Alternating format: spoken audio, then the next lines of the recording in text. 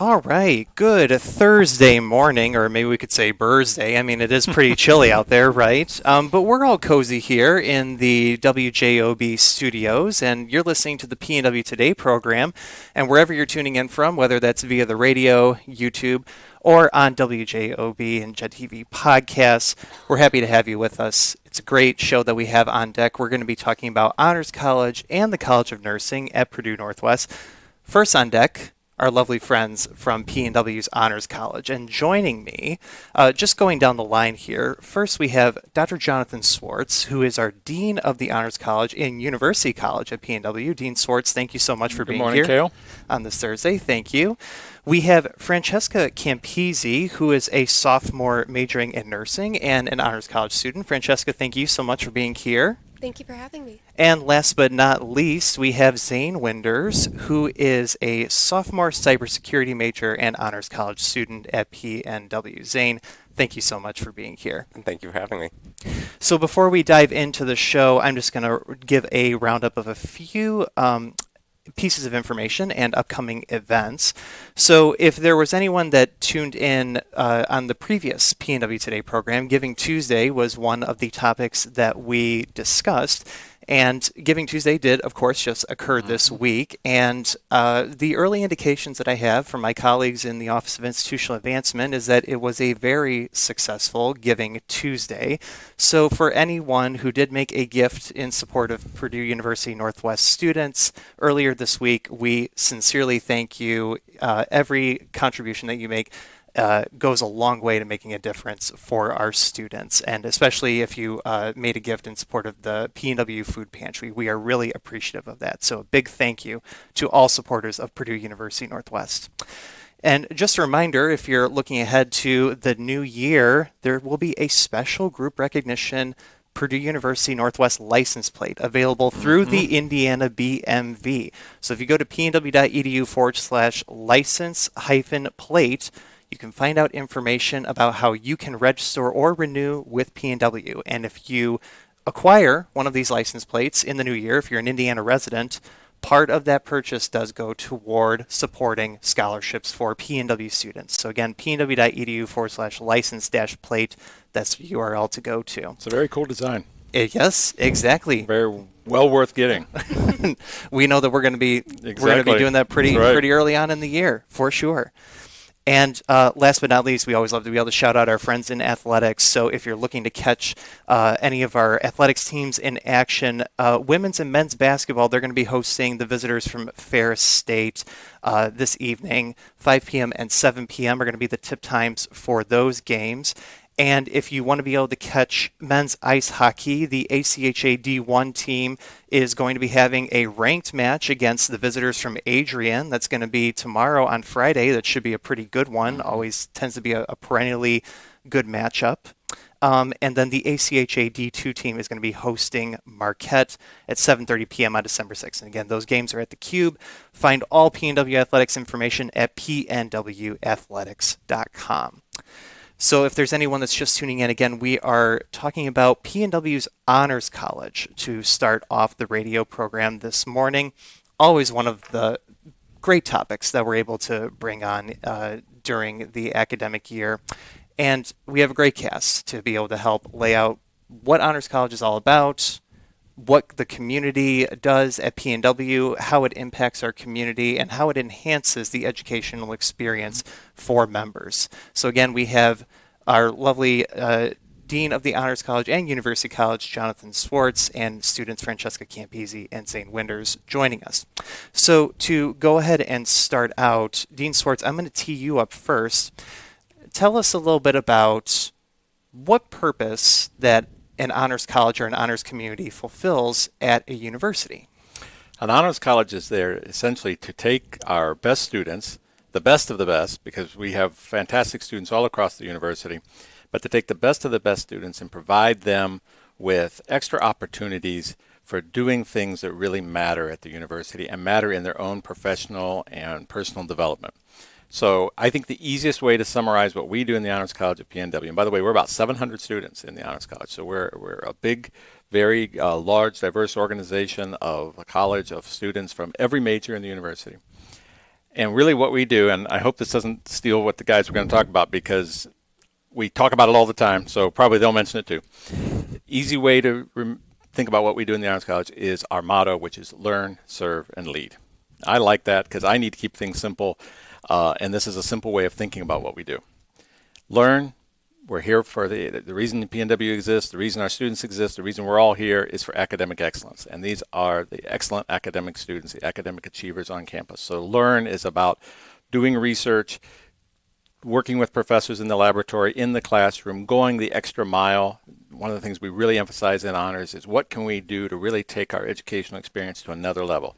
And I mentioned research. That's something that's really super important for so many of our students, where they'll get into the lab, work, or in some other field, get out into the community working on research projects, oftentimes under the mentorship of our excellent faculty, and really kind of get a head start on their careers, on graduate school, on the things they're planning to do afterwards. It's something that I, as an undergraduate, didn't do, and there weren't really that many opportunities back in the day. Now, the emphasis on is let's get students going, let's get them really high achieving from the very beginning, and really starting to do the kinds of things that will directly tie into the job market, tie into their professional careers, tie into graduate school, and all those sorts of things. So let's learn. Serve and lead. Serve, we believe we've got a responsibility as good citizens, as civic-minded people, as members of the community to serve the community. And these guys are probably going to talk about some of the service they've done because it's a huge aspect of what we do in the Honors College. And I won't get into that too much because I'll let them, I don't want to steal all their thunder. And then the final piece, it's not the last but not least by any means, is leadership. Lead. Everybody, we emphasize in the Honors College that everybody is and can be a leader. I think sometimes in society, and sometimes a lot of us probably have this idea that leaders are a certain personality type, that maybe only certain people are kind of born to lead. And maybe that's the more gregarious, outgoing kind of people who are kind of more naturally, out there and are comfortable in public settings and things like that. I always try to emphasize to students, I think one of the things we do a really good job of getting everyone to kind of realize is that leadership takes so many forms, and really everyone, regardless of your personality, regardless of your, what your position in life is, regardless of whether you're a student, you're a guy like me at my age, whatever profession you're in, within the family, within the home, within your community, within your churches and schools, whatever, everybody can be a leader. And so leadership development is a super important part of what we do. And Zane and Francesca are two of our student leaders. We picked them because they've been so important in the leadership within our Honors College community. So maybe they can speak to that as well. So learn, serve, and lead. And I'll stop there because if I keep going, we'll be out of time and no one else will get the chance to say anything. That's a really great overview. Thank you very much for providing that, Dean Swartz. So let's go ahead and tee it up for Francesca and Zane. So tell us a little bit about how, this will be a two-part question here. What brought you to PNW and why you decided to words are hard in the morning, to pursue your particular major, and why you decided that you wanted to join the Honors College community. So just going down the line, Francesca, let's hear from you next. Yeah, absolutely. So PNW is close to home for me.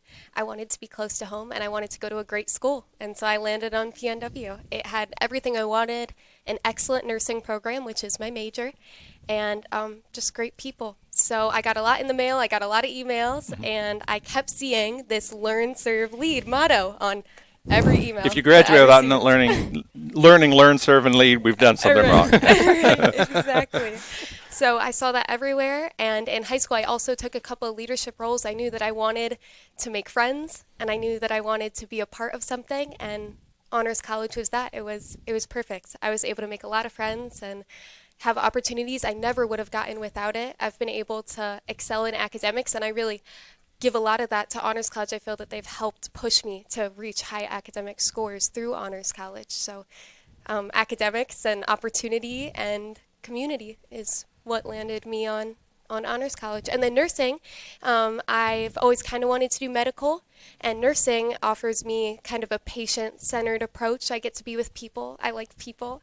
So that gave me that community and person-based career within nursing, within medical. Excellent. Thank you. Zane, how about for you? And I chose PNW. I am coming back to school for a second career. I'm coming back after 10 years as a professional performer. So I have never lived in Indiana, but my family moved out here about 10 years ago. So that kind of what helped decide on PNW specifically for me was I had family that was here. So past that, I chose cybersecurity because of the puzzles. I love solving puzzles and figuring out how all the pieces fit together. So that's kind of what the career seems like to me is a lot of like different pieces that you have to see how they actually align with each other.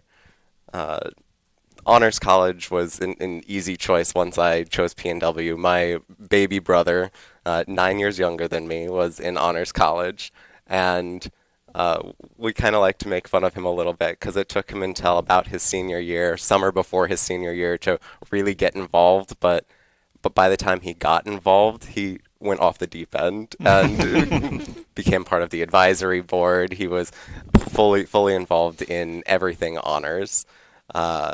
So when hearing about his experience and he regretting not being involved earlier and seeing all the benefits towards the end really made me want to get involved as early as possible. I went my first week on campus and got to meet Deborah Bachman, who's one of our staff in the Honors College, and that kind of put the nail in the coffin for me. I could never go back. Honors is definitely my people, my family. Excellent. Well, and it sounds like for both of our student guests here, they've found a community that they really vibe with, that they're passionate to be a part of. And as in our conversations earlier this week, Dean Swartz, one of the key things that you mentioned is that when undergraduate students first come to college, this could be really any setting, helping them find a community where they belong enhances their desire to want to stay and pursue to the end of their degrees. That's exactly right, Kaylin. And I think when we look at you asked, I think at the very top of the show, what the value of the honors college is, and I think there's lots of different ways that it's really invaluable. But perhaps the most important thing, and it's interesting that both Zane and Francesca mentioned this in their answers, is, and you just mentioned it, is this idea of community and of belonging. One of the things we know from the research that's done out there, because there's lots of researchers who are all constantly doing research on what makes for student success. When a student comes to the university, how do we make sure that they're successful and that they get through and they graduate, they get their degree, and then they move on to great things beyond college? And the thing that keeps coming up over and over and over again in this research, and it's really very intuitive in many ways, and probably it's common sense in a lot of ways, is that when a student feels like they belong, when they feel like they've got a community, as you talked about, when they feel like this is my home, this is where I belong, this is a place where I've got friends, those students will be successful in their individual courses, they'll be successful semester by semester, and they'll be retained and they'll graduate. They'll ultimately be successful. And like I said, I think that's almost common sense. We all want to feel like we belong someplace. We all want to feel like these are my people, this is my group, these are my friends, this is where I belong. And so one of the things we really emphasize in the Honors College, even though we're as big as 700, is we have so many things going on. We try to build community among the students and the faculty and the staff. Because if we get a student in the door at PNW and they have a good experience, they start making friends, they start getting engaged. First thing I say to students, the very first semester, before they even get there, very first day, make friends and get involved right away. Get involved with a campus organization. Get involved with campus activities. If you do that, even though you may be shy and you may be nervous, what do I do? If you do that right off the bat, you'll be successful because you'll feel integrated. You'll feel like this is your place, and then you'll go on to great things from there. And I think that what these students have talked about, and I could bring in hundreds of other students who've had exactly the same experience. Exactly. So, in speaking of getting involved, both Francesca and Zane have leadership roles with the Honors Student Advisory Board. Can you tell us a little bit about the positions that you have and what those foci are? Yeah, absolutely. So I am the Community Service Chair for our Honor Student Advisory Board. And with that, I do a lot of organizational stuff. I talk to a lot of other community leaders and just offer as many community service opportunities as I can. This year, I really wanted to focus on offering opportunities on campus. I know that transportation can sometimes be difficult for a lot of students, and it's easy. If I have a class, then I run to community service, and then I go back to class. I want to make community service easy and accessible for everyone. So that's been my big focus this year, just as much community service as I can, as many different opportunities, as many different times. I want everyone to be able to do it because it's rewarding and it's fun. Excellent. Very good. And I'm the vice chair for our peer mentorship program. So our peer mentorship program focuses on that leadership role and the students being able to take on that position. So all of our first year students that come in, we had about 250 coming in this year, got assigned to a mentor. So all of those new freshmen are mentees, and they get assigned to a mentor. So each mentor that I have this year had about 7 or 8 mentees each. And so that gives each one of those mentors the ability to explore that leadership role a little bit more, to be a resource for those new students on campus, and to help give them someone to turn to if they need a friend. Excellent. Very good. So clearly there's a lot of student buy-in and leadership that occurs within the Honors College community. So, whoops, dropped my pen there. Sorry. So during the academic year, what are some examples that you can share about initiatives and activities that the Honors College community helps lead for the campus? One of our largest events I'll start with is our Honors 5K. So our 5K is a walk that we do annually to support a different charity or organization. So this year we supported Meals on Wheels. We had just over 700 people end up doing this, or 600 I think it was, just over 600 people doing this 5K, and got to raise just about $7,000 that we'll get to give to Meals on Wheels. And this 5K, first of all, is a walk, not a run, so that's important for a lot of us. And secondly, it's open to the community, and we do it every October usually. So keep that in mind for next year. We start on the Fitness and Recreation Center on campus. We'll walk around Knickerbocker Parkway. So everyone in the community is welcome to join us. And like Zane said, all the proceeds go to benefit a local charity that the students select every year as the beneficiary of the 5K walk. Yep. Mm-hmm.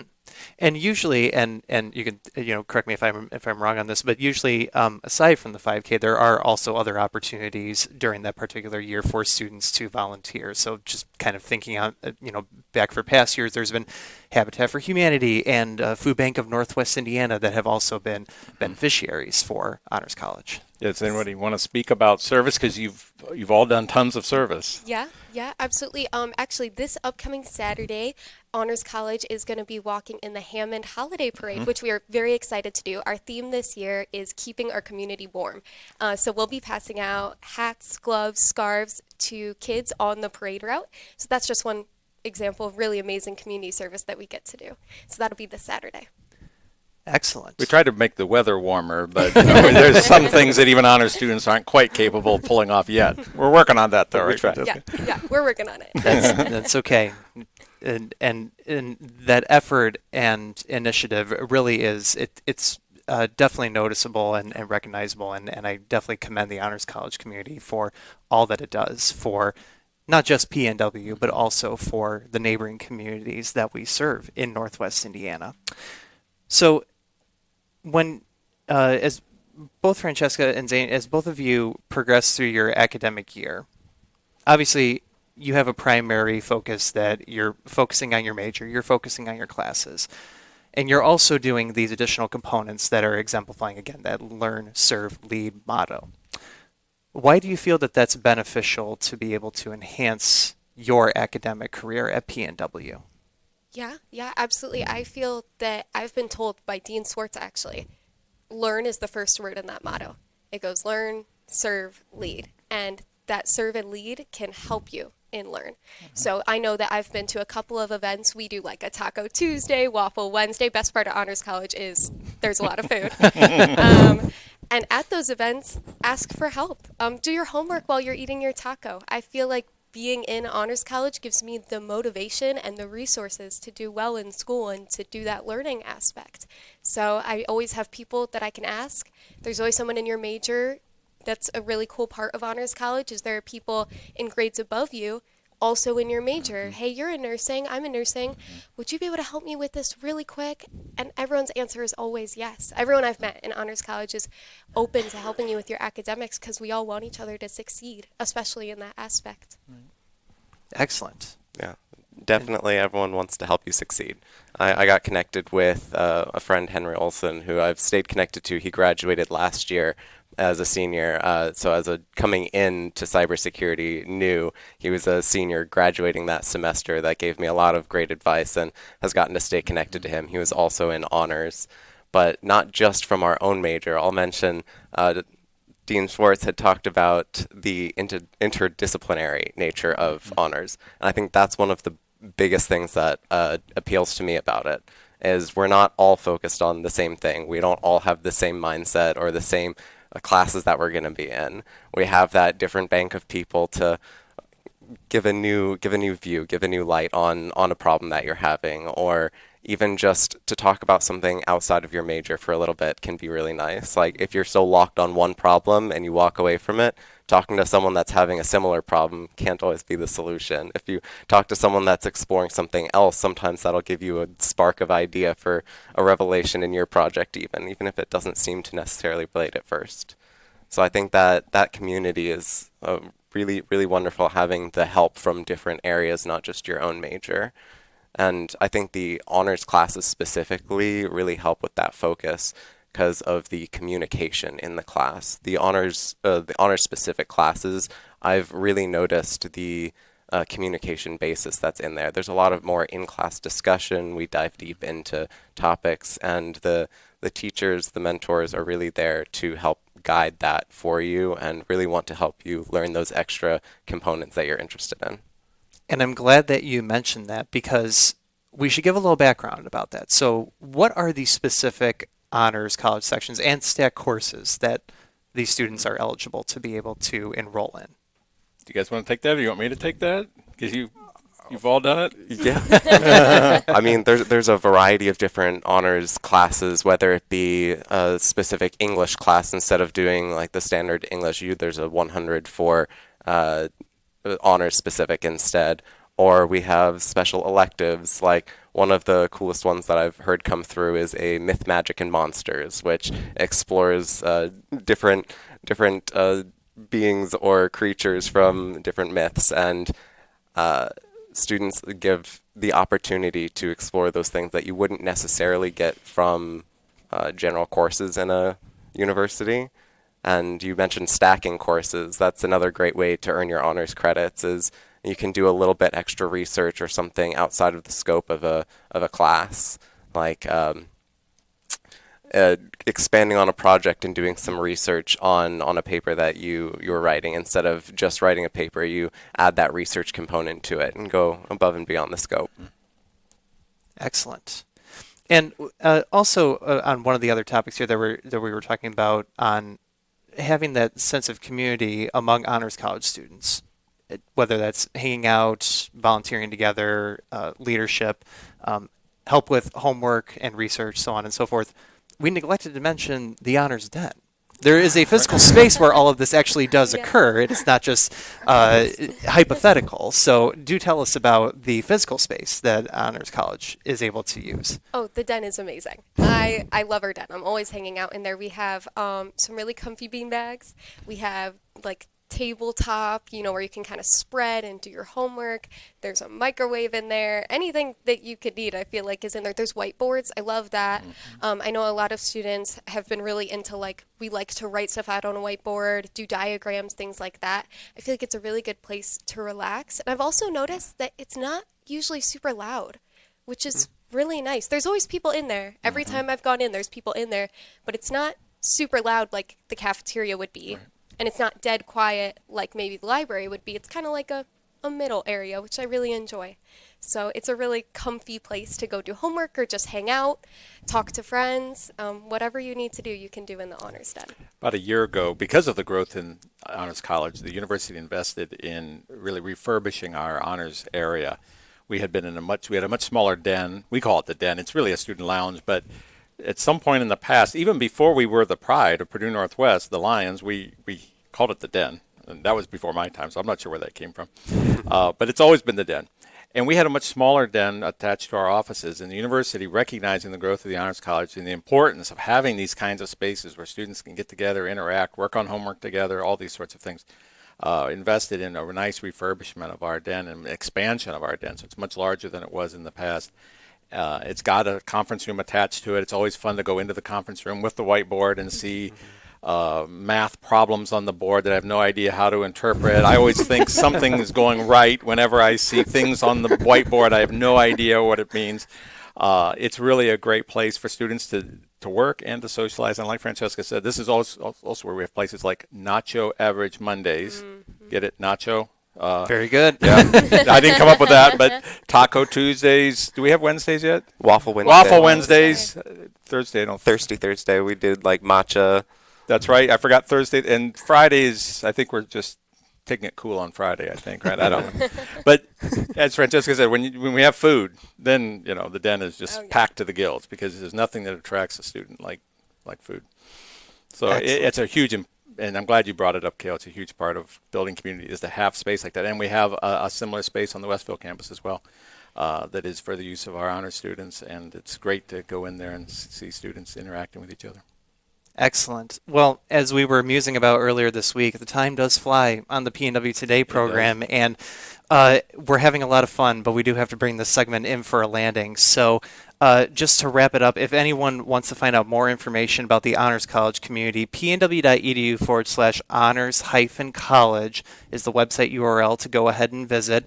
There's plenty of great information to be able to find out about the structure, the resources, and the opportunities with Honors College. You can see the extensive student leadership that is involved there, and if you feel like being a part of it, go ahead and submit that application. If you're a prospective student or prospective family, we'd love to have you come by campus, see our space, meet us, talk to us. As we've talked about this whole time, we're here to support students and to make sure that they're successful when they come to PNW. So that's what we're all about. We'd love to meet prospective students and their families. Excellent. All right. Well, that's going to do it for this segment. Dean Swartz, Francesca, and Zane, thank you so much for representing Honors College and coming on this morning to share more about your experiences. We're going to go ahead and do a quick transition. We have our friends from the College of Nursing joining us in just a few minutes. Stick around. All right. Welcome back. It is December 4th, 2025. You're listening to the PNW Today program, streaming on WJOB, YouTube, and WJOB podcasts on Apple and Spotify. My name is Kale Wolk. I'm the media and communications specialist in the Office of Marketing and Communications. And for our second segment of the program today, we're spotlighting our wonderful friends in the College of Nursing. It's been a while since the College of Nursing has been on the PNW Today program. And to help share about all the great things and great opportunities in the college, just going down the line here, we have faculty member Kelly Callis, who is a clinical assistant professor of nursing. Kelly, thank you so much for being here early this morning. Absolutely.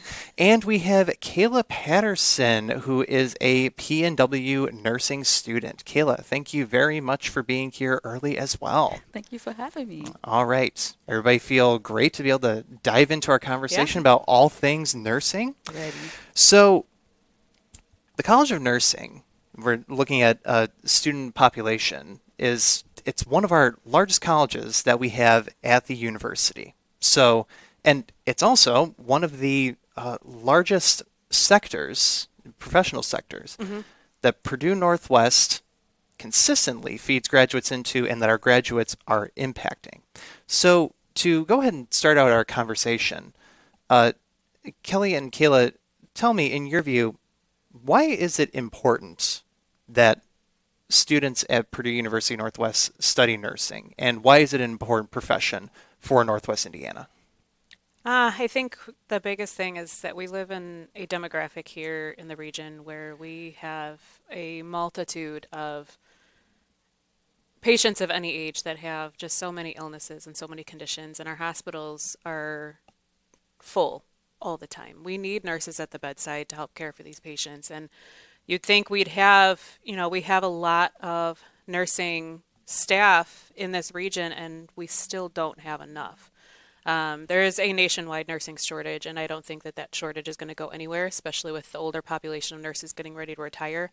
And we need students in the nursing population to help the staff run, to help these hospitals run, and to help us care for these patients. It's an ever-growing healthcare world, and we need the support to keep it up. Absolutely. And Kayla, how about for you? Just to piggyback off what Professor Callis said, the retirement, and everyone's retiring right now, and the demand that we have with the amount of people right now and everything we're facing in the world, I think is really important. Absolutely. And of course, because we like to be able to, toot our own horn and say why PNW is a primary place to go ahead and study nursing. So if you're looking at trying to make the appeal for a prospective student and a family and community members, why do you tell them that studying nursing at Purdue University Northwest is the choice to go ahead and make if you want to make an impact for Northwest Indiana and really the Chicago metropolitan area? I think one of the biggest motivational factors right now in today's economy is the cost, and our program is very cost effective. There's a lot of there's a lot of great programs around in this area, but unfortunately, a big driving factor I think for a lot of students and a lot of families is what is it going to cost in the long run for me to do this program to make it worth it. We do have a very cost affordable program. But besides the cost, our program I feel like is special because we build a community around the faculty and around the students. We don't want the students to just come in, take their classes, get their degree, and then push them out the door. We want them to have that commitment, that lifelong commitment to nursing. We want them to have that lifelong community partnership with the faculty, with the school, with the community that surrounds them. And we try to instill that sense of community into the classrooms with these students. And we try to build that support system for them and see them that they're not just a student behind a desk, that they're a human, they're a mom, they're a sister, they're a brother, they're a son. They have lives, surrounding school, and we try to support them and try to help them reach their goal around and navigate around all of the different situations they may be facing at home as well. Absolutely. Kayla, how did you decide that nursing was going to be the major that you wanted to pursue? Well, I've always, since I was little, wanted to be in the healthcare or the medical field somewhere. First, I thought I was going to be a doctor, and I was like, no, not a doctor. Not a doctor. And then nursing, it just stuck with me. And I've always been interested in labor and delivery ever since I was little. So being able to see that growing up, whether it be on TV shows or just experiencing it, and then having a daughter of my own and getting to see it, I was like, yeah, this is a place for me. And then trying to decide on a school, just to piggyback off that. When I did work in the hospital, I was working for EVS, and I told people I want to go back to school for nursing, and PNW was always recommended. Always by staff members, by management. PNW was one of the choices that they said. Excellent. And just piggybacking off the doctor note, just teasing there. PNW does have an excellent DMP program, so Yes. so you could still be a doctor in a sense. So, and exactly to your point, Kayla, PNW's College of Nursing is a high quality destination for nursing students. If we're talking about the undergraduate or the graduate level, it is a wonderful place for them to be able to earn a wonderful amount of skills and turn into real incredible leaders in the healthcare field. Just looking at some of the accolades that the college has, if we're looking at our most recent U.S. News and World Report rankings that came out during the fall, PNW's College of Nursing was ranked in the 70s, and we're talking about that, nationally for the undergraduate program. And we are also a National League for Nursing recognized Center of Excellence in Nursing Education. So, Kelly, just speaking from the faculty perspective, what does having a designation like that from the NLN mean for the college? Well, I think it's really a two-parter. I mean, in just the U.S. alone, there's almost 900 nursing programs. So for us to rank number 74 out of that many nursing programs was a huge benefit. And then having the National League of Nursing, Center of Excellence designation is a huge accomplishment for a nursing program to get. Again, less than 100 of the programs out of these, again, almost 900 programs have this designation, so not many. And it strives from nursing programs that are not just pumping out warm bodies at the bedside. We are pumping out leaders. We are pumping out students that are going to lead the nursing field through the ever-growing changes, that are going to constantly bring about innovative strategies and innovative techniques at the bedside. And we strive as a nursing program to use those innovative strategies in the classroom as well. We are not just your cut and dry black and white nursing program. We are constantly researching new teaching strategies. We're constantly researching the data, trying to stay not just with the trends, but staying one step ahead of the trends and keeping our students in this high, I guess, high technological, innovative environment to learn. Absolutely. To kind of dive a little bit deeper on the response there about techniques and innovations with nursing, what are some examples that you might be able to share about how maybe nursing has shifted recently over years, or what does the scholarly field what is the data demonstrating or showing are recommended changes that nursing students are learning? Yeah, a lot of the data, a lot of the research highly supports the use of technology in our classrooms and using the ability to simulate clinical scenarios for these patients or for these students. And nursing students in the 4 years that they're in our program, the traditional 4 years, they're going to be learning all kinds of medical diagnoses and skills and clinical needs at the bedside. And they need the environment to practice these skills without the possibility of potentially making a mistake, causing harm. And our simulation center in the Nils building here on the Hammond campus and in our technology building at the Westville campus utilizes, again, that high amount of innovation and technology. We have high fidelity mannequins that we can have these mannequins have seizures. We can have these mannequins give birth. We have mannequins that we do a C-section on. Just for many of the examples that the students can take part into these simulative strategies and these environments to practice their skills, to learn their diagnoses in a supportive environment where it takes away that fear of making a mistake, because our students are going to make a mistake. They're learning, and we want to support them through those mistakes so that they make the mistakes, sure. We review it, though. We learn from it. We grow from it. And just having a black and white didactic classroom doesn't support that growth in the students as much as simulation does. And we try to utilize as many of our away from the classrooms, away from the PowerPoint kind of environment for these students, again, to also meet their different learning needs as well. Absolutely. And I want to be able to dive a little bit into that on what the rigor looks like in the classroom space. But before we do, just as a rough overview, if we're looking at a undergraduate student's path of study, how would you say that that progresses over time? How do they start when they first come into the program, and then what does a student look like when they're about to graduate? Yeah, I've had the wonderful opportunity of teaching at all levels of the program. So I primarily now teach the senior students, but I taught at the freshman level all the way up. And so I've seen what these students look like from day one all the way until graduation. And that first year, the students are scared, right? They don't really know truly what they're diving into. They don't know kind of what they're going to be learning. They're just barely getting their feet wet. And these students a lot of times need a lot more of our support, a lot more hand-holding at that stage in their learning. And it's truly usually when they get to the junior level, senior level, that we start seeing all the light bulbs click on above their head.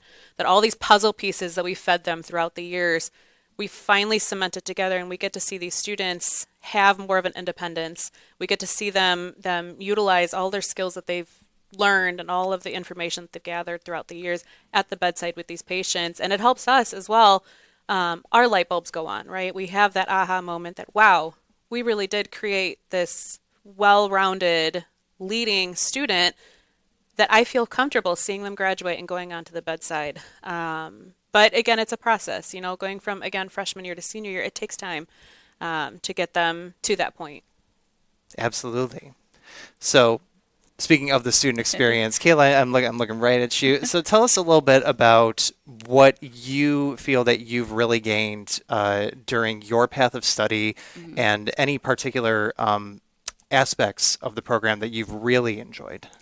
So what I've gained is the confidence, the knowledge. Like she said, when you first come in, you are this scared, timid student. You don't know. You can't even pronounce half of these words, these medications. And then you get down the line, and just the empowering feeling and the feeling of confidence that you have when you can walk into a patient's room and be like, I know exactly what you need. I know what's going on with you. I know how to explain it. I just can't explain it. Coming from freshman year to now, to be able to do that, from being scared to even knock on the patient's door to, hi, my name is Kayla, I'm gonna be your nursing student today, is really great. And I think a big part of that does play into the sim lab that the campus offers, because you don't want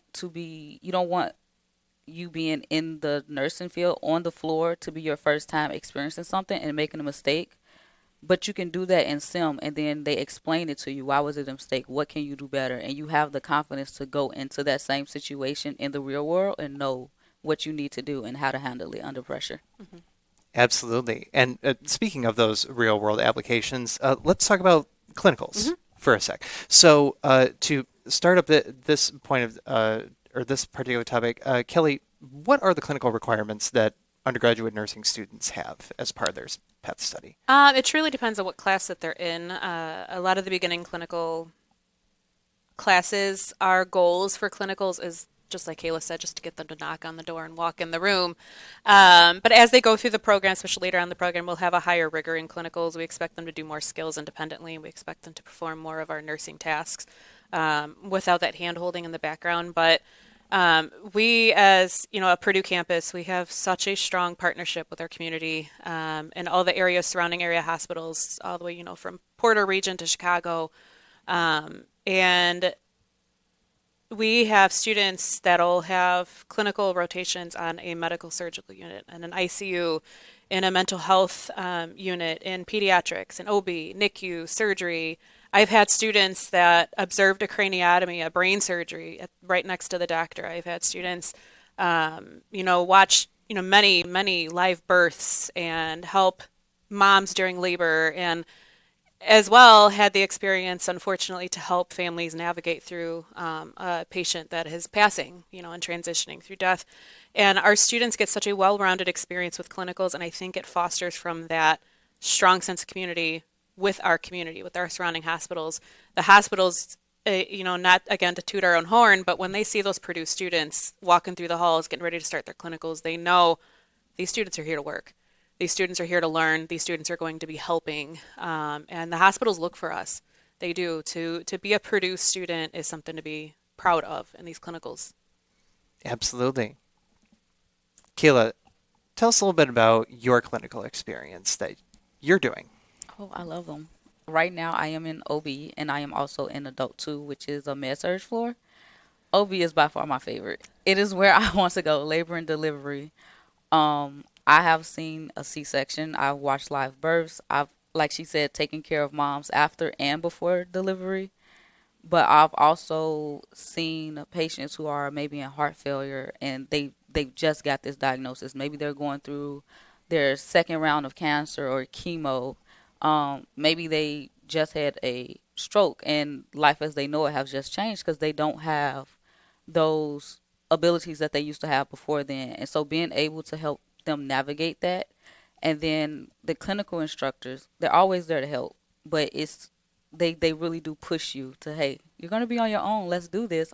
I'm here to help you when you need it, but they give you the confidence to go in there and know that you can do it yourself. And then if you can't, they help you figure it out, no problem.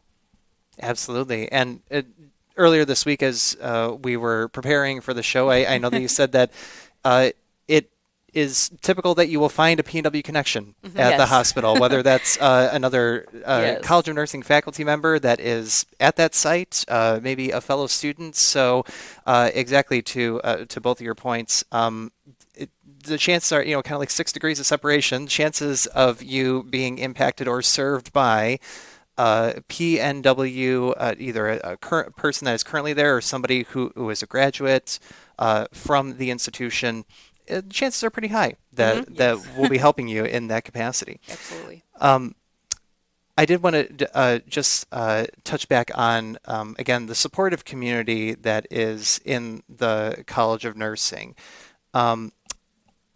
When you're talking with prospective students about why those relationships matter in the classroom, what do you like to be able to emphasize for them, and or what kind of misconceptions do you want to dispel that, again, to your point that it's not just, you're not going to be lectured at, you are going to be walking on this journey together toward achieving your BSN. Yeah. we want students to understand, first and foremost, nursing school is hard. And there's no simplifying that. Nursing school is very rigorous. It's very hard, but it doesn't mean that nursing school has to be impossible. It doesn't mean that nursing school has to be this traumatic experience for students. So we don't ever want to lie to students, right? We're not going to tell them nursing school is easy. You're going to get through it just fine, right? It is rigorous. It is hard. It is difficult. But we have all of these tools and all of these again, innovations, and again, that sense of partnership that we're going to help them navigate this difficulty. We're going to help them navigate this rigor. We're going to make sure that they have every resource that we could possibly throw at them from PNW and the surrounding community to make sure that they see their beginning footsteps freshman year all the way to when they're crossing that stage senior year. And it is one of the most rewarding experiences as a faculty member to know, wow, I was part of that student's journey. And we tell prospective students that, when they're facing difficulties in life, we've had students have all kinds of problems in their lifehood, in their familyhood, whichever. We don't want them to shy away from us. We don't want them to bottle it up. We don't know you're struggling if you don't tell us. But we want students to come to us with these problems so we can help them navigate those too. And if it's a situation that, say, I cannot personally help them fix, I will absolutely walk with them to go get them their resource, whether it's our counseling center, whether it's the dean of students, whether it's the food bank, right? We're going to make sure that they have those resources to succeed, because we don't want them to just come to class and leave my door. I want to see them move on to the next level and move on until eventually they're no longer saying, hi, I'm Kayla, I'm going to be your nursing student. They're going to say, hi, I'm Kayla, I'm going to be your nurse today, right? And that's what we as PNW want to see in the very end for these students. Absolutely. Well, Kayla, would you agree with that particular sentiment based on your experience? Absolutely. There has not been a semester here where I can say that I had a professor who just lectured and then just go ahead. No, I've had professors every semester. They check on you. They make sure you're okay. They see if there's anything that you need. I've had those instances where maybe they couldn't provide me what I needed, and they've gave me the avenue to go get the things I need, and or walked me there, like she said. So I do think that in this program, communication with your professors is key. You can't make it without it. They are not here to make the program harder for you. As she said, it is rigorous. Not going to sit here and make that up. It is hard, and they let you know it's hard, but they're here to help you through it. They're here to help you with whatever resources you may need or recommendations that you may need to get you to the next level. So I will absolutely agree with that. Excellent. We should also touch on, of course, that it's not just the classroom. We also like our students to be well-rounded with the extracurricular opportunities that they have. So tell us a little bit about what opportunities that there are for nursing students, or at least ones that are kind of focused for nursing students. There's the extracurriculars outside of the college, nursing, of course, athletics, honors college, volunteer opportunities like that as well. But within the College of Nursing, we do have a nursing club. We have two different nursing clubs, one on the Hammond campus and one on the Westville campus. So it helps with those students. They don't feel like they have to travel between campuses to be a part of a community. Through the nursing club, we have different volunteer opportunities. We'll do food banks, we'll do community drives, we'll do blood drives, fundraisers, etc. We also, once a semester, we put together a meet and greet between the faculty and the students. So we want the students to come out of the classrooms. We want the faculty to be out of the classrooms and mingle with each other over, refreshments, drinks, and just get to know each other and understand that we're human too, right? Students, faculty, we're human. We have lives, we have interests, and we have hobbies, and we would love to see, oh, wow, we have, so-and-so in common or whichever else. We have, a couple years ago, we brought back successfully every semester the pinning ceremony, recognition pinning ceremony for the students. So it's a special celebration that's separate from graduation, that the nursing students get to come with their families, with their special guests, and be pinned by whoever they feel is their special guest, just to show that they did survive this rigorous journey. They've made it to the end, and they're ready, and they deserve to be recognized for the hard work and dedication that they've done, over the years. And I think that ceremony is a nice closure for the students for the end of the program as well. Absolutely. Yeah. And I'll also just plug in there, STEM on the Road. That's one of the other great initiatives that Purdue University Northwest provides during the semester, where We're talking about, of course, College of Nursing here. We also have students from our colleges of engineering and sciences and technology, where the students, I mean, it's kind of like the traveling roadshow. They take aspects about their research and their classroom experiences, and they visit local high school and middle school students to be able to show, okay, here's a little bit of a sample or a taste of what this particular path of study could look like for you. And it's really eye-opening for those students. So when College of Nursing students get to go on STEM on the Road, what do they like to be able to demonstrate? We actually will take our mannequins on the road with us. So those high fidelity mannequins, we will travel with us, and we'll take it to the surrounding community schools so that the students can have that opportunity to kind of play with our stuff, right?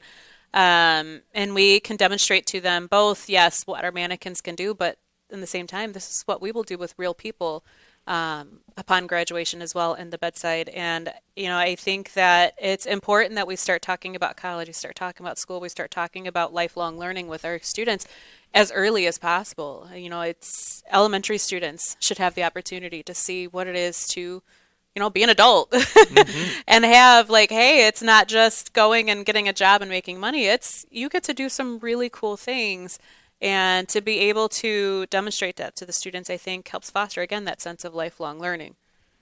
Absolutely. Yes. And looking ahead at post-graduation, we of course like to be able to talk about, okay, where are our nursing students going to be transitioning into? So, of course, Kayla gave the great example that labor and delivery is the area of interest for you.